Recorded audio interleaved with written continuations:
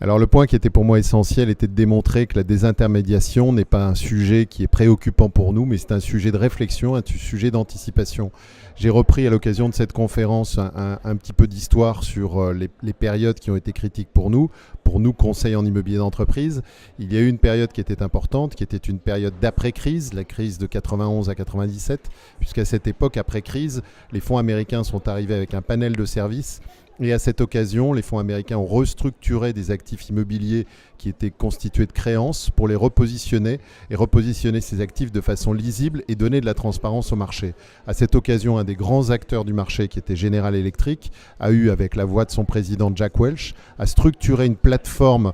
de désintermédiation sur l'ensemble de ces services qui étaient au nombre de 4. Il a regroupé les services de GE en 4 et parmi ces 4 services venait l'immobilier. À cette époque-là, General Electric a constitué un site internet qui offrait la possibilité aux utilisateurs, aux acheteurs et aux vendeurs d'aller se servir sur le site de General Electric pour aller travailler l'intégralité du patrimoine de General Electric. À cette époque, donc 99, les grands agents et les agents immobiliers en général ont eu à se réinventer et à réfléchir à ce mode de risque, en tout cas,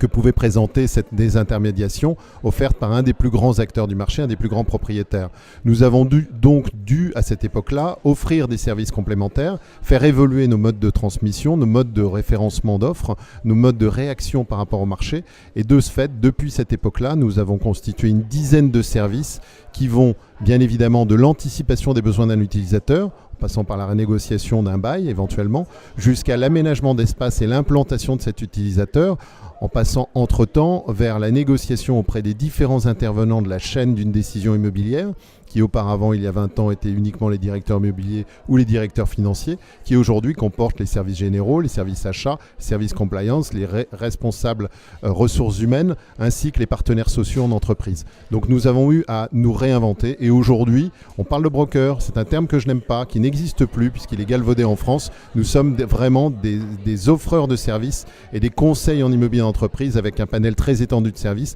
que l'on est capable, dans des entreprises parmi les plus grandes comme CBRE, d'offrir dans le monde entier. Voilà quel était le point essentiel.